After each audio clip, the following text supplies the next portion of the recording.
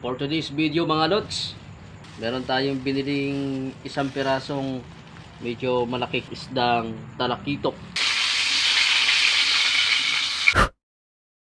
Ginabi naman tayo mga lods para gumawa na naman ng content at pang-ulam na rin ngayong gabi mga lods. Alam nyo ba mga lods na kaming mga small content creator ay hindi basta-basta yung aming sinisimulan, lalo na ngayong nagsisimula pa lamang kami o possible pa lamang mga lods. At kala nyo simple lang ang paggawa ng video o video lang mga lods, pero napakahirap po ng behind the scene nitong mga nagagawa naming content o video na simple lang kung panoorin ninyo ng halos ilang minuto lang mga lods. Pero ang totoo niyan, na-i-google namin dyan yung oras kung ano yung dapat namin gawin na para meron na kayo mapanood mga lods. At kaming mga content creator o small content creator, kami ay nanghihina rin, lalo na kapag konti lang yung mga nagre-react, nagko-comment, nag-share at nanonood mga lods. Lalo na nagsisimula pa lamang kami, kalaban po talaga namin yan mga lods, yung konting mga nanonood sa amin, dahil nakasalalay yung araw-araw na ginagawa naming content, pag-iisip kung ano ang aming i-upload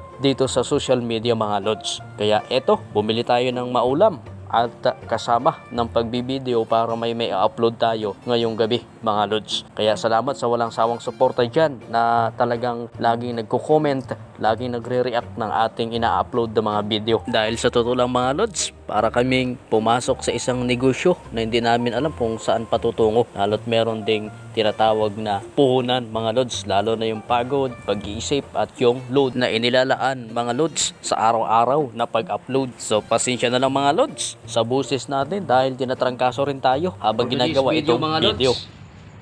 Ito naman yung ating lulutuin. Meron tayong biniling isang pirasong medyo malaki ng konti, ang isdang talakitok.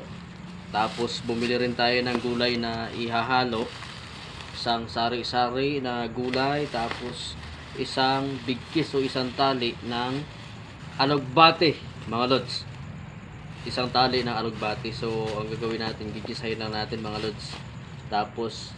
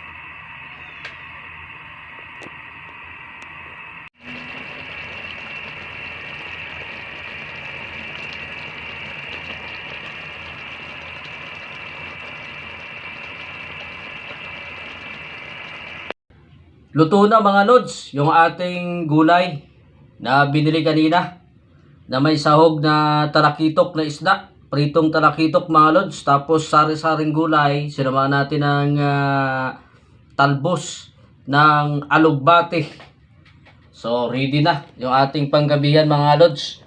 At meron na tayong bahaw dito na may kasamang mainit na kanin. So tikman natin mga lods. Kain na rin po kayo dyan. Grabe. Medyo sariwa pa kasi yung gulay mga lods, kaya manamis-namis. Tikman natin itong talakitok ko. Mataba. Isang piraso, 60 pesos. Tapos, lagyan natin ng ng sabaw.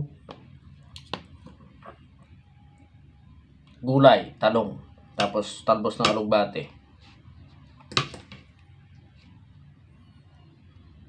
First bite, kain na.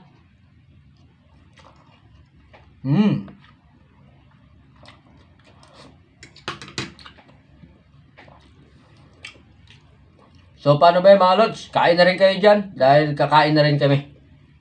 Thank you sa walang sawang suporta. Sa pag-like, comment, share nyo ay malaking bagay na po sa aking small content creator lamang. Mga lods, salamat.